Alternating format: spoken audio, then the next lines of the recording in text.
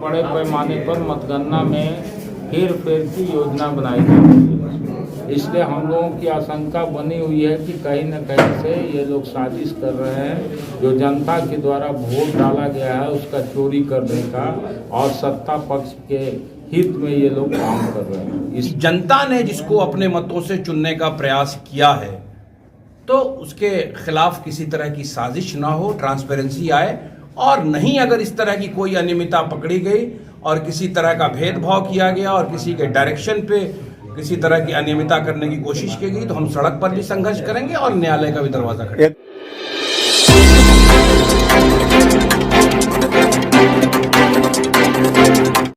नमस्कार, मैं हूं सोनू पांडे। आप देख रहे हैं मेट्रो न्यूज। नालंदा से इस वक्त की एक बड़ी खबर मैं आपको बता रहा हूं, क्योंकि आगामी 14 तारीख को मतगणना यहां पर किया जाएगा और इस मतगणना केंद्र को लेकर नालंदा कॉलेज में इसका स्थल बनाया गया है। तो वहीं मैं आपको बता दूं कि महागठबंधन के जो भी प्रत्याशी हैं, उन्होंने जिला प्रशासन पर गंभीर आरोप लगाया है। उन्होंने कहा कि नालंदा कॉलेज में जो मतगणना केंद्र है उसमें जो है काफ़ी संख्या में लोग पहुंचेंगे, लेकिन वहां पर छोटा हॉल रहने के कारण जो है कर्मियों को काफ़ी दिक्कत आएगी। और यह आरोप जो है महागठबंधन के प्रत्याशी जो इस्लामपुर के विधायक भी हैं राकेश रोशन, उन्होंने, और बिहार शरीफ विधानसभा के प्रत्याशी उमैर खान द्वारा लगाया गया है।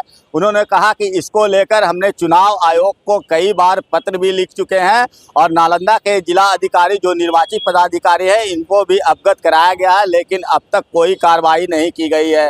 उन्होंने कहा कि कहीं न कहीं एनडीए से साठगांठ को लेकर इस तरह के कार्य किए जा रहे हैं। सभी ने आरोप जिला प्रशासन पर लगाया है। और इतना ही नहीं, उन्होंने कह दिया कि अगर मतगणना जो है स्वच्छ तरीके से नहीं किया गया तो हम मतगणना केंद्र से लेकर सड़क पर जो है आंदोलन करने का काम करेंगे। तो इसी को लेकर जो है आज बड़ी पहाड़ी कार्यालय में एक प्रेस कॉन्फ्रेंस का आयोजन किया गया और प्रेस कॉन्फ्रेंस के माध्यम से ये पूरी बात जो है वो महागठबंधन के प्रत्याशी ने कहा। और उन्होंने कहा कि निष्पक्ष तरीके से मतगणना हो, इसको लेकर हमने कई बार जो है चुनाव आयोग और जिला प्रशासन को पत्र लिख चुके हैं। तो सुनिए कि इस मौके पर इस्लामपुर के विधायक राकेश रोशन और बिहार शरीफ विधानसभा के महागठबंधन के प्रत्याशी उमैर खान ने मेट्रो न्यूज के माध्यम से क्या कुछ कहा है। हम लोकतंत्र के चौथे स्तंभ से ये रिक्वेस्ट करते हैं कि लोकतंत्र के चौथे स्तंभ का भी दायित्व बनता है कि निष्पक्ष और बिल्कुल ट्रांसपेरेंट वे में काउंटिंग हो, और जनता ने जिसको अपने मतों से चुना है उसको उसके खिलाफ किसी तरह की साजिश ना हो। इसी बिंदु पर तमाम हर इश्यूज़ पे तमाम नियमावली का रेफरेंस देते हुए हमारे माननीय नेता ने आपको विस्तार से बताया है। हम यहाँ के तमाम रिटर्निंग ऑफिसर से, डीएम साहब से और जिस विधानसभा के जो रिटर्निंग ऑफिसर हैं सबसे हम यही रिक्वेस्ट करते हैं आपके माध्यम से कि निष्पक्ष हो काउंटिंग और व्यवस्था बेहतर हो। अगर छोटे आप हॉल में काउंटिंग कराना चाह रहे हैं जिस तरह से विधायक जी ने बताया है, तो जहां कैपेसिटी ही नहीं है 200 आदमी की, तो 350 लोग कहां से आएंगे। इसलिए आप कोई बड़े हॉल का चयन कीजिए। 7 विधानसभा है, 7 बड़े हॉल का चयन करना कोई बहुत बड़ी बात तो है नहीं, कोई रॉकेट साइंस तो है नहीं। तो ये सबसे इंपॉर्टेंट इशू है कि जितने भी कैंडिडेट्स हैं उनके काउंटिंग एजेंट वहां उनको बैठने की और तमाम चीजों को डिटेल में माइन्यूटली देखने की सुविधा उपलब्ध कराया जाए। दूसरी सबसे इंपॉर्टेंट चीज कि हर राउंड के बाद सर्टिफाई करें आप कि कितना वोट किस प्रत्याशी को मिला, और तीसरा वो जो पोस्टल बैलेट की बात की गई है उसमें भी ट्रांसपेरेंसी हो। हम लोग संविधान और लोकतंत्र के मानने वाले लोग हैं और हम यही चाहते हैं कि जनता ने जिसको अपने मतों से चुनने का प्रयास किया है तो उसके खिलाफ किसी तरह की साजिश ना हो, ट्रांसपेरेंसी आए, और नहीं अगर इस तरह की कोई अनियमितता पकड़ी गई और किसी तरह का भेदभाव किया गया और किसी के डायरेक्शन पे किसी तरह की अनियमितता करने की कोशिश की गई, तो हम सड़क पर भी संघर्ष करेंगे और न्यायालय का भी दरवाजा खड़ेगा। एग्जिट पोल को किस तरह रूप में ले रहे हैं आप लोग? भाई देखिए, एग्जिट पोल सबसे ऑथेंटिक 2024 का 2024 में गोदी मीडिया का तमाम एग्जिट पोल 400 पार कर रहा था, 350 400। मगर डीबी चैनल है, आप देखे होंगे, उनका एग्जिट पोल था कि नरेंद्र मोदी जी की सरकार अल्पमत में आ रही है। 235 से 40 दिया था, 240 पर मोदी जी रुक गए। उसने विस्तार से अपना एग्जिट पोल दिया है, 144 पहुंचा दिया इंडिया गठबंधन को। मुझे इस बात का पूरा भरोसा और विश्वास है, जिस तरह का अंडर करंट देखा है और जिस तरह का समर्पण देखा है, खासकर यंगस्टर, ये जो जेनजी वाले लोग हैं, उन्होंने कास्ट का बैरियर तोड़ दिया और तेजस्वी प्रसाद यादव जी के नेतृत्व में जो इंडिया गठबंधन चुनाव लड़ रहा था, उनके प्रति अपना कॉन्फिडेंस दिखाया है और उनके मुख्यमंत्री बनाने के लिए तमाम प्रत्याशियों को वोट दिया है। तो मुझे इस बात का पूरा भरोसा है कि प्रचंड बहुमत से इंडिया गठबंधन की सरकार बनने जा रही है और बिहार का बेहतर विकास होगा, समाज के हर वर्ग को न्याय मिलेगा।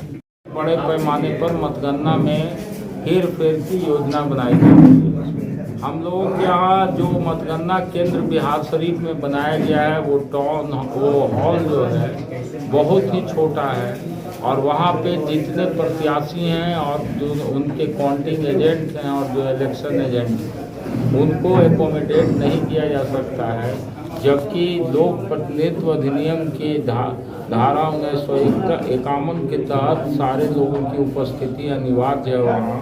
और साथ में ये रिटर्निंग ऑफिसर जो हैं, उनको ये अधिकार भी है कि वहाँ पर यदि सब लोगों की उपस्थिति संभव नहीं हो पा रही है तो दूसरा मतगणना केंद्र भी बनाया जा सकता है। फिर भी ये लोग नहीं बना रहे हैं, इसलिए हम लोगों की आशंका बनी हुई है कि कहीं न कहीं से ये लोग साजिश कर रहे हैं, जो जनता के द्वारा वोट डाला गया है उसका चोरी करने का और सत्ता पक्ष के हित में ये लोग काम कर रहे हैं। इसीलिए हम लोग स्वच्छ और पारदर्शी तरीके से मतगणना कैसे हो, इसी को संपन्न कराने के लिए आप लोगों को हम लोगों ने बुलाया है और हमने अपनी शंकाओं को विस्तृत रूप से लिख करके भी दिया है। उन शंकाओं का निराकरण कराने का आप लोगों से हमारा रिक्वेस्ट है कि आप प्रशासनिक पदाधिकारियों से मिल करके उन शंकाओं का निराकरण कराएं। आगे की क्या रणनीति होगी? अगर आगे की रणनीति तो हम लोग बताएं कि हम लोग लोकतंत्र और संविधान में विश्वास करने वाले लोग हैं। जहाँ लोकतांत्रिक प्रक्रिया पर खतरा उत्पन्न होगा, जहाँ संवैधानिक प्रक्रिया पर खतरा उत्पन्न होगा, यूपीए गठबंधन हमेशा सड़क से लेकर के संसद और विधानसभा तक संघर्ष करने का काम किया है। इस बार भी हम लोग यदि इन लोगों का नियत गलत होगा तो काउंटिंग हॉल से लेकर के सड़क तक हमारे लोग इन मुद्दों के खिलाफ लड़ने के लिए तैयार हैं। तो आप हमारे चैनल अगर मेट्रो न्यूज नालंदा को यूट्यूब के माध्यम से देख रहे हैं तो सब्सक्राइब करना ना भूलें।